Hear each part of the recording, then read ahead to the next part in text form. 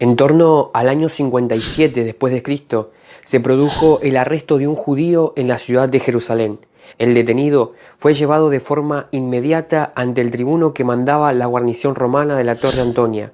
Inicialmente, el romano pensó que el sujeto en cuestión era un egipcio que había intentado poco antes llevar a cabo un golpe de fuerza. Sin embargo, llegó a la conclusión de que se había equivocado en su primera impresión cuando lo escuchó hablar en griego. Entonces procedió a preguntarle quién era. La respuesta fue directa: yo soy un judío de Tarso de Cilicia, ciudadano de una ciudad de no escasa importancia. El hombre que acababa de responder así era a la vez judío y ciudadano romano. Había nacido en Tarso y tenía el nombre de Saulo. Hoy veremos la biografía del apóstol Pablo. Bienvenidos a mi canal.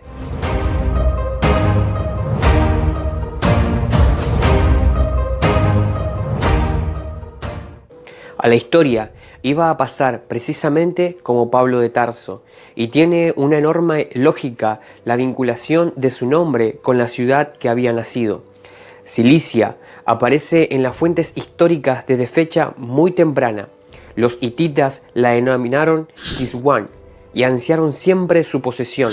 Primero la vincularon a su imperio mediante un tratado y finalmente se la anexionaron. Permanecería en su poder hasta el desplome del imperio hitita en torno al 1200 a.C. Sin embargo, la desaparición de los hititas no significó un cambio geográfico que hiciera perder a Cilicia su relevancia. Durante el siglo IX a.C., Cilicia pasó a estar controlada por los asirios. Desde el siglo VI a.C. al 400 a.C., Cilicia volvió a ser gobernada por reyes nativos que llevaron el nombre dinástico de Esyenesis, pero la última fecha señalada cayó bajo el poder del imperio persa. Así permanecería hasta que en el 333 a.C. la victoria de Iso la convirtió en parte de las conquistas del rey macedonio Alejandro Magno. A la muerte de Alejandro, su imperio se deshizo y Cilicia pasó a formar parte de uno de los reinos nacidos de su fragmentación, el Seleucida. Los seleucidas fueron un importante vínculo de penetración de la cultura griega en Cilicia. Durante la segunda mitad del siglo II a.C., la Cilicia se había convertido en una base de piratas y bandoleros que afectó de manera terrible el tráfico comercial. El resultado de esa situación fue que Roma acabó interviniendo para protegerlo. Se trató de un proceso dilatado. En el año 102 a.C., una parte de Cilicia occidental se había convertido en provincia romana, pero hubo que esperar al año 67 a.C. y la victoria de Cneo Pompeyo sobre los piratas para que toda Cilicia se convirtiera en una provincia romana cuya capital era Tarso. En torno al 25 a.C., la Cilicia oriental quedó unida administrativamente a Siria, que era una provincia romana desde el año 64 a.C. Durante toda la vida, por lo tanto, de Pablo de Tarso, Cilicia formó parte, en términos administrativos, de Siria y a través de ella, de Roma. Si Cilicia constituía una zona de especial relevancia, aún más lo era la ciudad en la que nació Pablo. Tarso era la urbe más importante de la fértil llanura de Cilicia oriental. Estaba situada a orillas del río Citno y a unos 40 kilómetros del sur de las puertas de Cilicias. Ya a finales del tercer milenio antes de Cristo, Tarso era una ciudad fortificada con actividades comerciales. La debilidad persa fue aprovechada por Tarso para conseguir una cierta autonomía muy cercana a la independencia total. En el siglo V a.C., Tarso acuñaba su propia moneda y cuando en el 401 a.C., Ciro el Joven, al mando de los 10.000 de los que formaba parte el griego Jenofonte, acampó en la ciudad, donde tenía intención de reclamar el trono persa, intercambió regalos con un rey Esyenesis que poseía un palacio en Tarso. En el año 333 a.C., los persas intentaron arrasar la ciudad para no permitir que Alejandro se apoderara de sus riquezas. Afortunadamente fracasaron en su propósito y el conquistador macedonio se hizo con ella. Con los seleucidas, la ciudad cambió el nombre por el de Antioquía sobre el Citno, y de hecho, Esta denominación aparece en una moneda acuñada por Antíoco IV con posterioridad al 171 después de Cristo. En el año 83 a.C., Tarso pasó a depender de Tigranes I, el rey de Armenia. Las victorias de Pompeyo, que había intervenido en esta parte del mundo para acabar con la amenaza que representaban los piratas, hicieron que Tarso pasara a manos romanas. Sin embargo, aquel destino distó mucho de ser negativo. No solo se convirtió en la capital de la provincia de Cilicia, sino que además mantuvo su condición de ciudad libre hasta el 67 a.C. Desde esa época, no fueron pocos los romanos ilustres que residieron allí siquiera por algún tiempo. Cicerón estuvo en Tarso mientras fue procónsul de Cilicia en el año 50 y 51 a.C. Julio César la visitó en el 47 a.C. y sin duda causó un cierto impacto en sus habitantes, ya que le dieron el nombre de Juliópolis en su honor.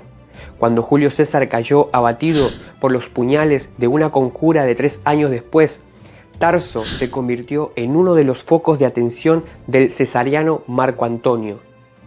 En el año 41 a.C., Marco Antonio con Cleopatra se reunieron en esta ciudad. Durante los últimos tiempos de poder de Marco Antonio en Oriente, la administración de Tarso recayó sobre un personaje llamado Boeto. Al parecer, desempeñó sus funciones de manera pésima, y no sería extraño que los habitantes de Tarso hubieran acogido con un cierto alivio la derrota de Marco Antonio y Cleopatra frente a Octavio. Lo cierto es que Octavio, el nuevo amo de Roma, puso un cuidado especial en no cometer los mismos errores que Antonio, y gracias a esa perspectiva, Tarso conservó sus privilegios y además se vio exenta de los impuestos imperiales.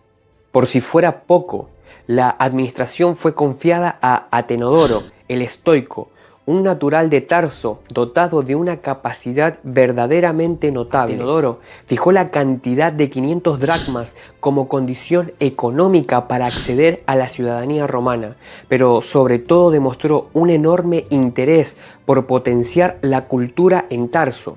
Su sucesor, Néstor el Académico, prosiguió esa misma línea de actuación, algo nada extraño en una persona que ha pasado a la historia por haber sido el tutor de Marcelo, el sobrino de Octavio. Con todo, da la sensación de que tanto Atenodoro como Néstor casi se limitaron a encarnar lo que era una característica muy entendida entre los habitantes de Tarso.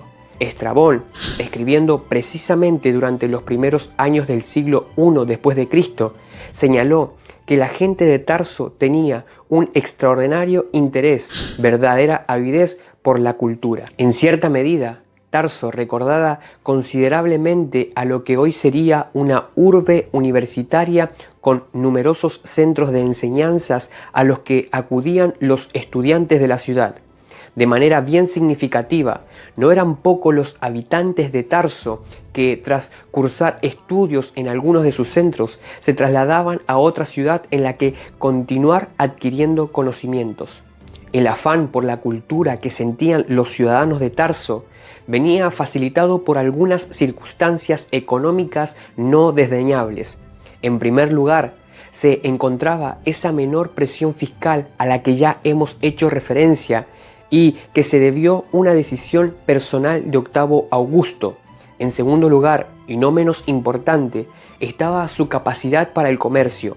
La llanura en la que se asentaba Tarso era muy fértil, pero además la ciudad explotaba industrialmente un tejido especial realizado a partir del pelo de cabra y que los romanos denominaron silicium.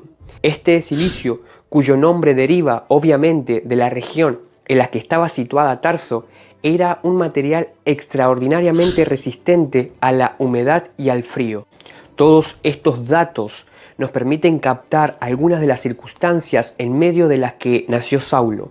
Ciertamente había visto la primera luz en una ciudad no insignificante, pero sabemos además que era un ciudadano romano, lo que indica que su familia pertenecía a un estamento acomodado de Tarso. Precisamente la norma promulgada por Atenodoro, a la que nos hemos referido antes, pretendía que la ciudad estuviera gobernada únicamente por gente de ciertos medios económicos, los que debía garantizar una moderación en el ejercicio del poder político y una ausencia de inestabilidad. Entre esa gente se encontraba la familia de Pablo de Tarso. La manera en que pudo haber alcanzado ese estatus no resulta difícil de establecer. El libro de los Hechos señala que Pablo era un fabricante de tiendas y que con seguridad hace referencia a su relación con la elaboración de silicio. Sin embargo, el pertenecer a una familia de una disponibilidad económica que le permitía acceder al derecho de ciudadanía en Tarso y que estaba relacionada con la elaboración de silicio, a pesar de su importancia, no son las únicas circunstancias que nos permiten formarnos un retrato del Saulo joven. En una fecha situada en la primera década del siglo I después de Cristo, un judío llamado Saulo, que después sería conocido como Pablo, vino al mundo en Tarso. Ese nacimiento estuvo acompañado de dos circunstancias personales extraordinariamente importantes. La primera aparece recogida en un episodio que nos ha sido transmitido en Hechos capítulo 22, versículo 24, cuando se nos relata cómo Pablo, ya en la década de los 50, fue detenido en Jerusalén por efectivos romanos. Mandó el tribuno que lo llevasen a la fortaleza y ordenó que fuese interrogado con azotes a fin de averiguar la causa por la que clamaban así contra él. Pero cuando lo ataron con correas, Pablo dijo al centurión que estaba presente: ¿tenéis por legal azotar a un ciudadano romano sin condena previa? Cuando el centurión oyó esto, fue y dio aviso al tribuno diciendo: ¿qué vas a hacer? Porque este hombre es romano. El tribuno acudió y le dijo: dime, ¿eres romano? Y Pablo le respondió: sí. Y comentó el tribuno: yo tuve que pagar una gran suma para obtener esta ciudadanía. Entonces Pablo le dijo: pues yo lo soy de nacimiento. Así que luego se apartaron de él los que habían de darle tormento, y el tribuno sintió temor, porque siendo ciudadano romano lo había atado. Para este entonces, alegar que se era ciudadano romano falsamente se castigaba con la pena de muerte, lo que exigía que se pudiera acreditar de manera fehaciente esa condición. En el caso de personas que adquirían la ciudadanía se les entregaba un certificado, y cuando la ciudadanía deriva del simple nacimiento, como lo fue en el caso del apóstol Pablo, la prueba legal consistía en un diptoco donde estaba inscrita la partida del nacimiento. El hecho de que Saulo, después llamado Pablo, hubiera nacido con la condición de ciudadano romano, indica que su familia ya poseía la ciudadanía, lo que era un privilegio realmente notable. Inicialmente, la ciudadanía estaba limitada a personas que habían nacido en la ciudad de Roma. El privilegio era de tal relevancia que solo de manera muy gradual, el proceso duró siglos, se fue concediendo a los habitantes de otros territorios de la península itálica. A medida que Roma fue extendiendo su poder por el Mediterráneo, la ciudadanía se otorgó de manera excepcional a algunas personas que no eran romanas de nacimiento, pero que tenían cierta relevancia local. La familia de Pablo no llegó a esa altura, pero en algún momento antes del nacimiento de nuestro personaje debió recibir ese privilegio. Las consecuencias de la ciudadanía no eran de escasa relevancia. El primer texto legal que se refiere a ellas es la Lex Valeria del año 509 a.C., que Julio César confirmó en virtud de la Lex Julia de Bipública.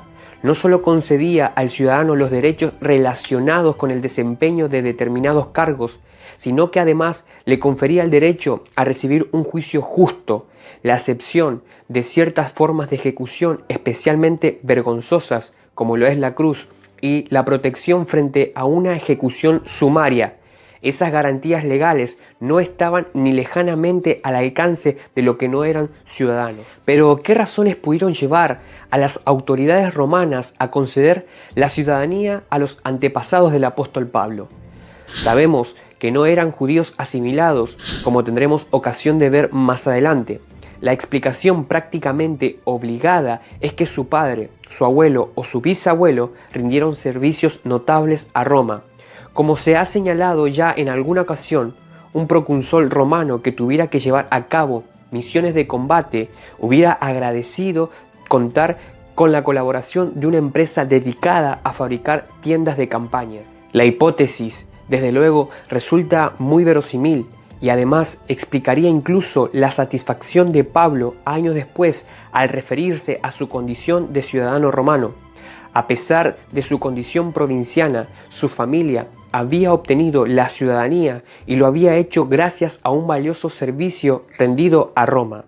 Sin embargo, el gran orgullo de Pablo, la clave para entenderlo de la manera cabal, no residía en su condición de romano, sino en la de judío.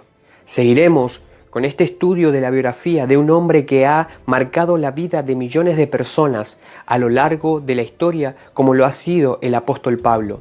Dejen sus comentarios, denle like a este video, suscríbanse a mi canal y activen la campanita de notificaciones para cuando suba otro video sean notificados. Bendiciones. Este canal se llama Hacer, Palabras y Hechos.